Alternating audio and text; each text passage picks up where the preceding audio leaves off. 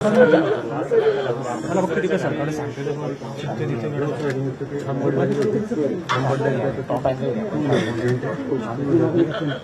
पुढं खड्डं आलं ते खड्डं काढायला गेले आणि काढता काढता समोर पण गाडी आली त्यांनी पण काढलं आणि ते थांबल्या गेले बरगड्यांना मारला जागेवर म्हणजे हॉस्पिटलपर्यंत येईपर्यंत होते तिथून गेले ज्युपिटर हॉस्पिटलला नेलं होतं डॉक्टरांनी सांगितलं की सह्याद्रीला तिथून पण न्यायला टाईम झाला सह्याद्रीला साधारण तिथे अर्धा तास होते जागेवरती अँब्युलन्स कॉल केली होती परंतु वेळेवर पोहोचू नाही शकले मग रिक्षा टाकून तिथे पब्लिक घेऊन गेले जेजूरला तिकडे शेवटच्या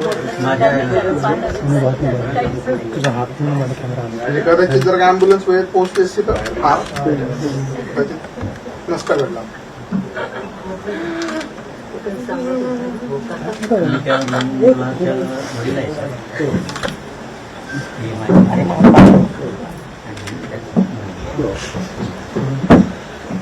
घटना कशी झाली काय झाली आम्हाला स्पॉटवर काही नव्हतं कॅमेरा वगैरे पण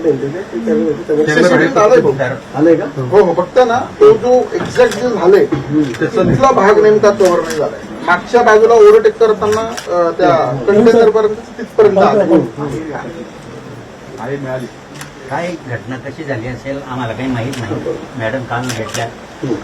या मॅडम पण आल्या आमच्याकडे सहानुभूती सगळ्यांनी दाखवलेली आहे आमची घटना जी काही घडली आहे ती फार भयंकर वाईट झालेली आहे आमचा मुलगा गेला म्हणजे आमच्या जीवनामध्ये सगळं आमचं सत्यानाशच झालेलं आहे आमचे हात जोडून तुम्हाला विनंती एकच राहणार आम्हाला कोणाचंही हे नाही पाहिजे आणि कोणी राजकारण केलं तर ते पण मला चालणार नाही परंतु माझी विनंती एकच आहे की ही सुनबाई आहे माझी आज तिचं सगळं खराब होऊन गेलेलं आहे आज तिला काही पण मदत करू शकेल पण तिचा नवराने ती उभा करू शकत म्हणून मला